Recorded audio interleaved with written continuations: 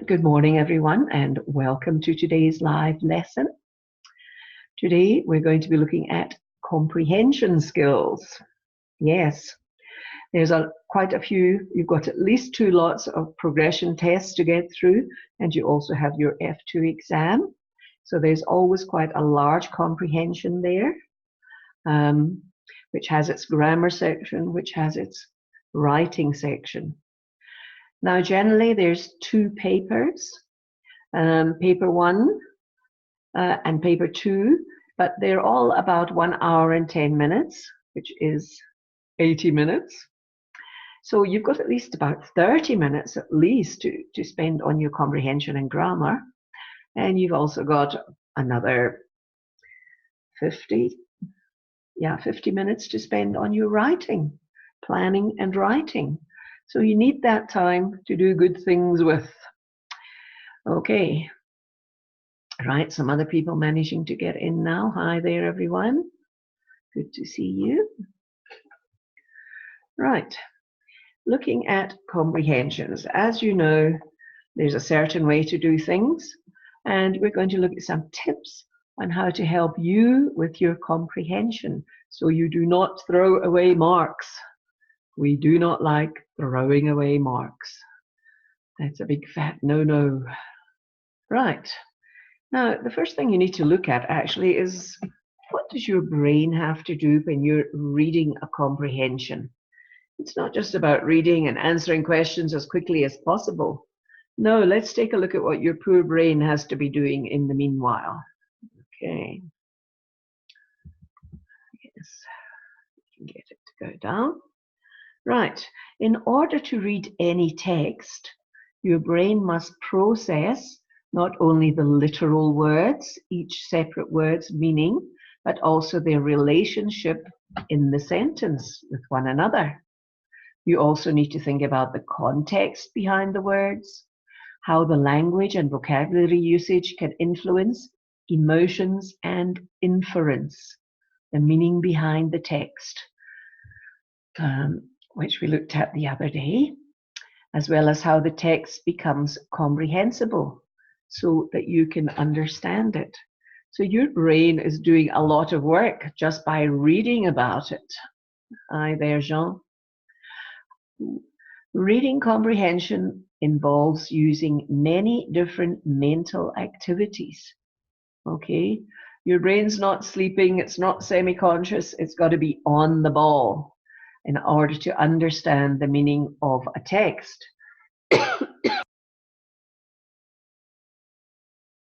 all at the same time, in order to understand, you're trying to decide the meaning of the text.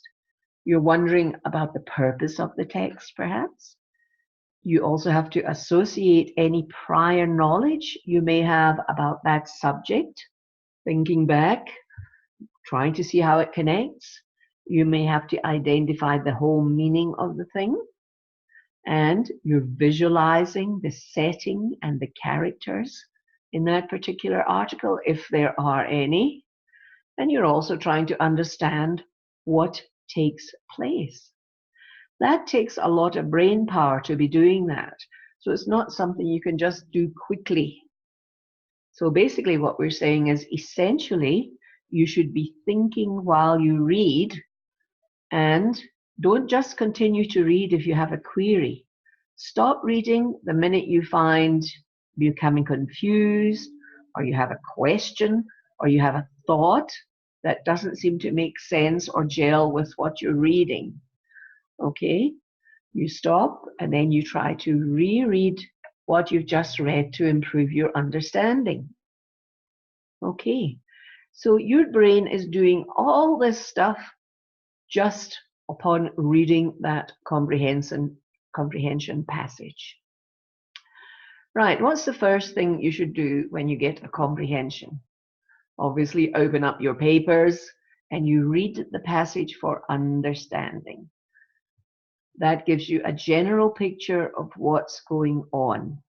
That's why you should really stop. If you've got any query or question you don't understand, reread that part again. Then try to visualize while you're reading because this helps you focus and concentrate. Because if you just try to skim and scan, it's going to be difficult, okay?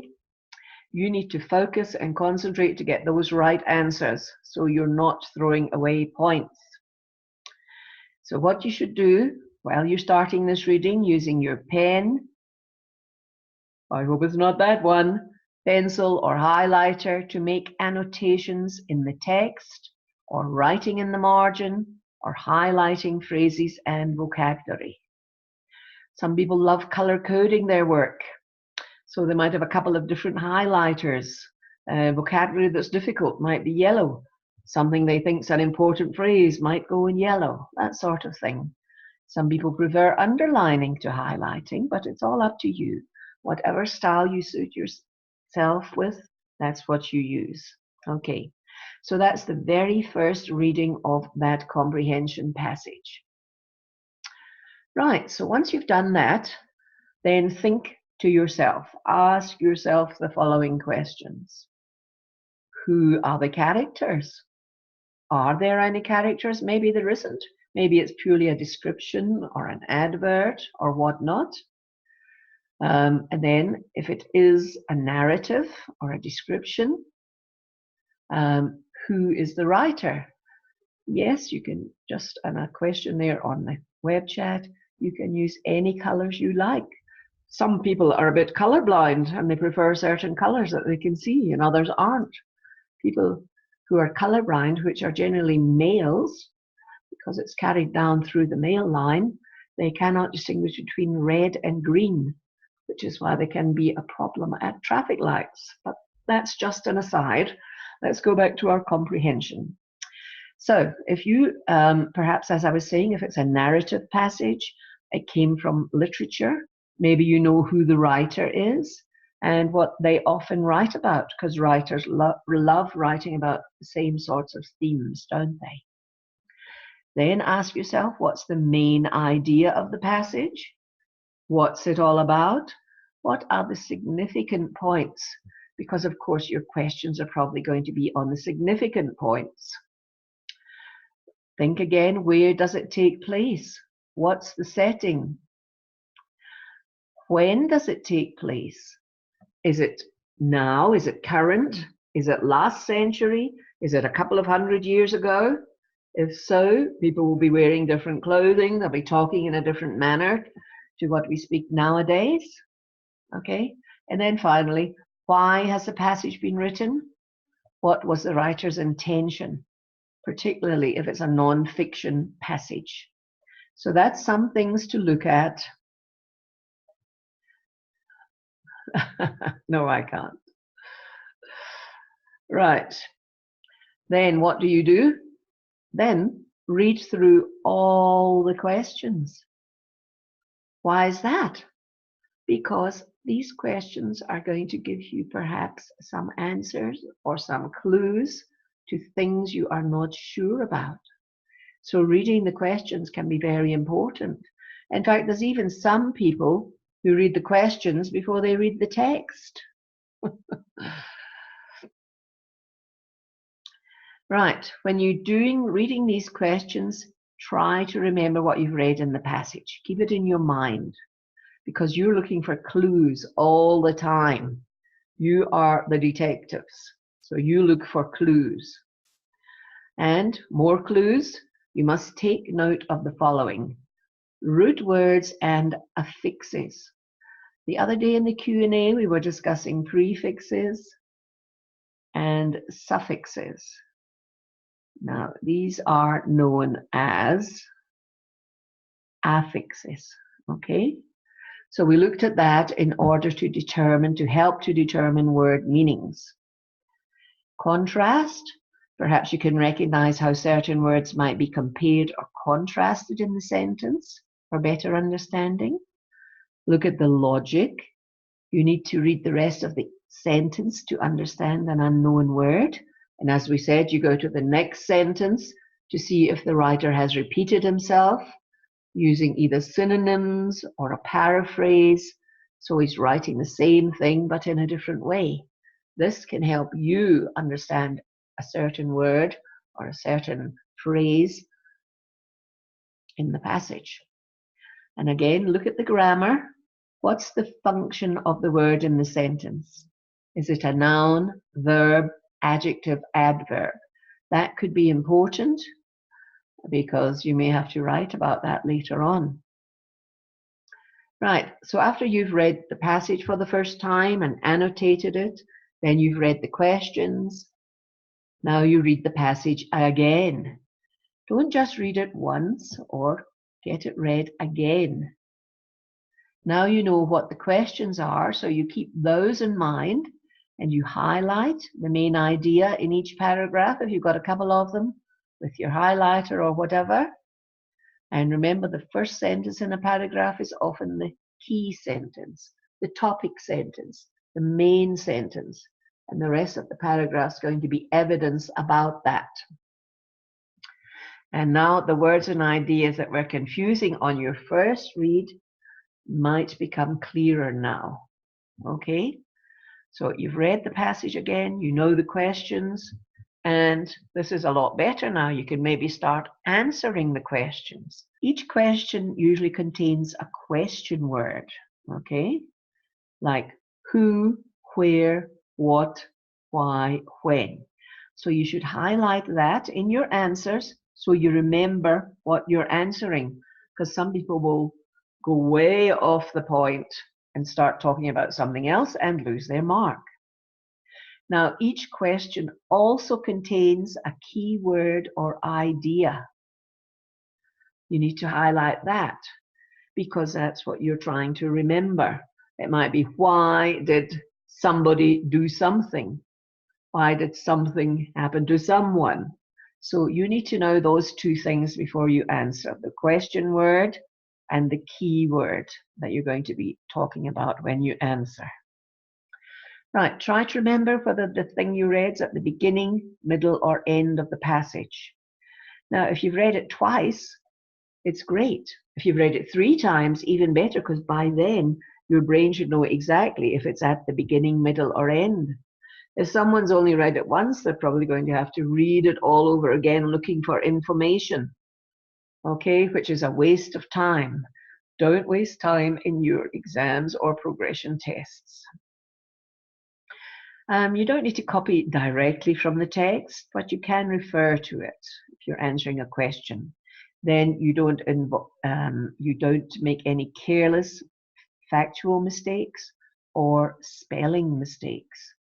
I mean, it seems crazy that you spell someone's name wrong or the name of a place wrong when it's been mentioned a couple of times in the passage, so you don't look very bright if you make a spelling mistake. Now, you might be asked for a synonym, a word that's got a similar meaning, or an antonym, a word that means the opposite. And that's why you must know the part of speech, because you must replace a noun with another noun, an adverb with another adverb, or you're going to get it wrong, particularly in the exam. The writing might not be so strict in the progression test, but once you start doing that, it's not a good habit. You should try and get it exactly right. Okay, now continuing. How to answer the questions. You must follow the instructions exactly. Okay, not what you think it says. It must be exact. Ask yourself, does the answer need a full sentence? Does it need a word, or does it need a phrase? Okay, it might say give another word for, so you must only write a word. What does this phrase mean? Or write a phrase meaning whatever. And you have to do that. Now, some people think it's a great idea to, I'll just put the full sentence down and then the teacher can pick out the correct answer for the phrase. No, no, no. That's not what you must do. You must follow those instructions exactly. Okay, either means you haven't read and understood them if you don't. So again, you don't look too good. If you have to write a sentence, never start a sentence with a conjunction. For example, because, and, but, or so. This just means that you're too lazy to write the rest of that sentence. Do you want to look like a lazy student? No, and do you want to get it wrong if you do that? Because you will. You'll lose all those marks. Okay. So be careful with that. Now, look at the marks for each sentence. Some people look and see, oh gosh, there's 5 marks for this sentence, but I'm still only going to write 1 point. There's no way you get 5 marks for 1 point. Okay? So that's why you must check out the marks, then you know how many points you need to write for that answer. And remember, with Cambridge, there are no half marks. So if you get half, if there's only 1 mark and you get half of it right and half of it wrong, you're going to get 0 because there's no half marks. It's got to be all right in order to get that 1 point. And some people really need that 1 point. Okay. If you will be writing on the paper, so the exam paper answer page, so your numbering shouldn't be a problem. Okay. Now, if you're asked for 3 sentences, don't give 1 or 2, because again, it shows you can't understand instructions, so your English is poor. It's the same as that one in some ways. Be careful about what they're asking. Remember, each answer must be written on a new line. Some people try to cram too much in there. Here's another thing to think about. When you're quoting from the text, it's usually better to use single inverted commas around that quotation, whether it be a sentence, a word, or a phrase that they've asked you to talk about. Okay? If you're asked to describe the tone of a passage, you must use adjectives, because that's generally what you use in description, and the tone's going to be funny, humorous, sad, gloomy. So adjectives you will use to describe that. Now here's a biggie, funnily enough. When you finish answering, hopefully you've got time left, and you must check your spelling and any language errors to avoid losing marks. Some people are having quite a lot of spelling mistakes in their progression tests, particularly in their essay, and even in answering questions. So because it's a progression test, you might not lose the mark, but if it's in the actual F2 exam, you will, if you make a spelling mistake, you're going to get 0. Try to write as clearly and neatly as possible. Some people's writing is not the best, mine included, but if it's illegible and it cannot be read, you will lose marks. If that thing cannot be read, don't even think about getting marks about it. Another thing to worry about is what type of pen you are using. Don't write in blue pen because it doesn't photocopy well. Try to always use a black pen when you're answering questions. Never use a pencil because the photocopy from that is awful. Particularly if it's an exam and you can't read it, you're just going to get that. Okay, so don't be silly and use something, oh, I'll just try and finish this pen although the ink's running out. Don't be a cheapskate. Get another pen and do your work properly. Okay. Right, we're getting near the end now. Right, the types of questions you could be asked and how you should answer them. Sometimes you'll have a factual question, which is going to answer who, what, where, when. And they're usually about the storyline, and the answers are always found in the passage. If it's facts from the passage, that's where you find them. You can't make them up, okay? The next type of question could be interpretative or an inference. So these test your ability beyond the story because the answer isn't obvious. You've got to look at the text, look at the facts, use some previous knowledge perhaps, and try to deduce or infer what the writer is going on about. okay? Because if you infer an idea, it's not stated. You won't find the answer in the passage. You have to use your brain power. Here we go with the language usage questions, which is in your grammar section, vocabulary, grammar, punctuation, and figurative language. We'll look a bit more at that just now. Always language questions and comprehensions. Style questions. Is the style of the passage a narrative? It's a story. It's taken from a book, perhaps, maybe one of your literature books. Is it descriptive passage, formal, informal, simple, scientific, humorous? Is the passage written in the first, second, or third person? Okay, so these are about style. They may ask you about that. Someone just asked me, this is getting to sound a bit complicated, but once you've practiced it and you've got used to it, it's quite simple. Most of you will know intuitively how to answer the questions, but we're just breaking them down a bit more to show you how you should really ask. Okay. Look at E, a tone question. Answers the question how. Does the passage convey the writer's feelings, mood, attitude? The tone may be angry, apologetic, arrogant, condescending, gloomy, humorous, neutral, personable, impersonal, persuasive, sarcastic, superficial, sympathetic. And these are emotions that can be stated, but emotions are generally implied or inferred. You have to work them out. So if there's something about the tone of the passage, that's what you think about, emotions. Don't get nervous about the exam because it's going to be very similar to the progression tests. So if you do them right, that is your practice for the exam. You've got at least 2 sets of tests in your assignments for F2. So do not get nervous. It's all about keeping cool, calm, and collective. Right, they might ask you about an objective or the intention of a word, a phrase, or the passage, which answers the question, why?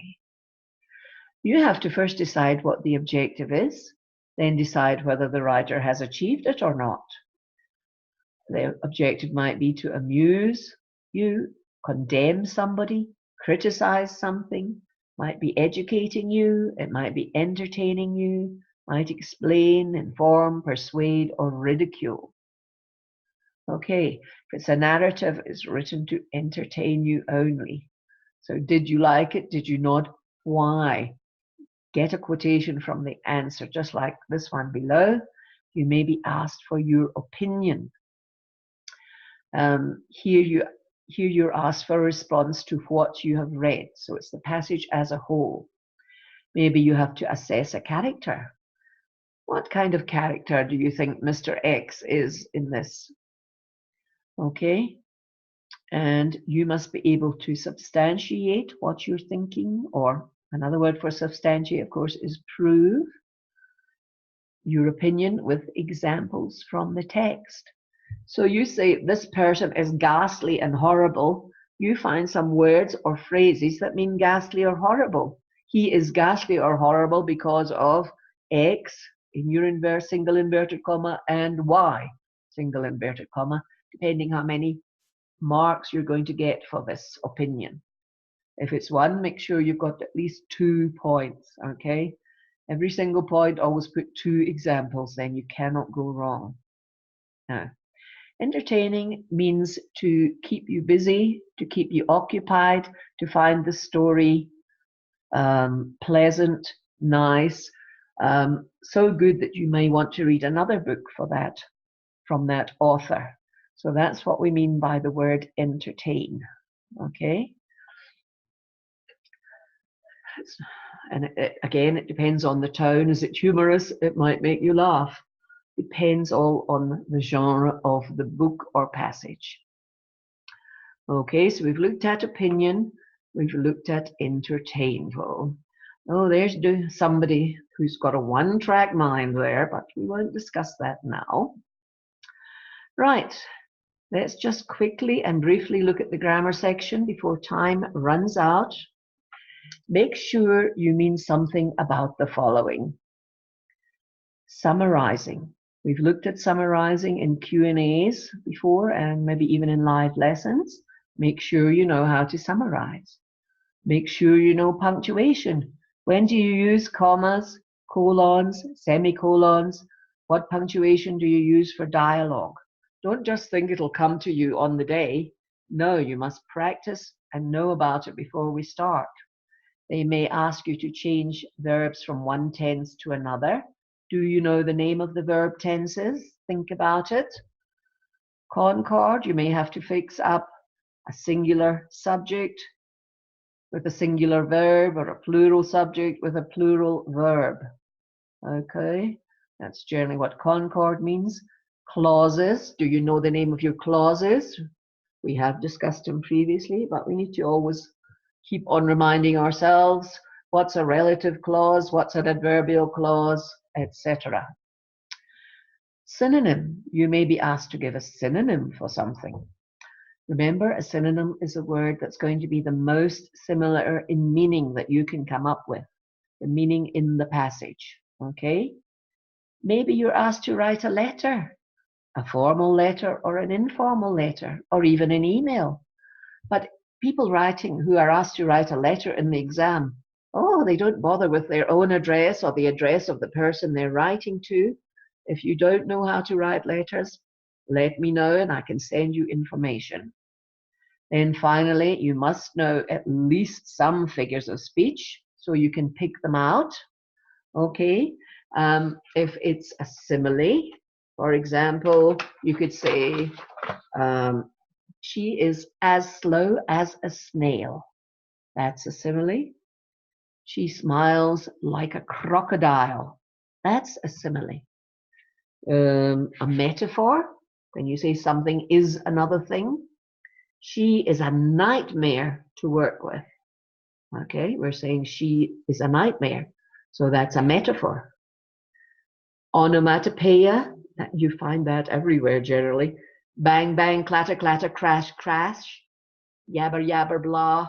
All these kind of words are onomatopoeia because they simply describe the way something is sounding. Okay.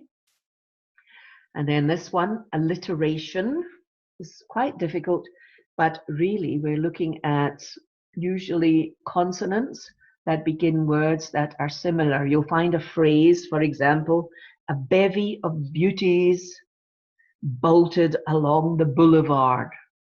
So that would be alliteration because these words all begin with B. Okay, so that's your quick example for the moment. Hopefully that's given you a bit of insight on how to be careful when you're trying to get a lot of marks from your comprehensions. Okay, types of questions, how to answer the questions, rereading the passage several times, etc. Annotating your passage, your poor brain thinking about all those things. But it does it automatically once you've done it a couple of times. So always practice when you can. Right now, if you want me to talk about anything else, you can let me know. I'll send me a web chat or put it on here if you want this information. You can use it for future reference. You're always going to be doing comprehensions all along. And in fact, just reading, it's sometimes known as reading comprehension. Okay, guys, well, thank you very much for joining us. And hopefully I will see you next time. Bye, everybody.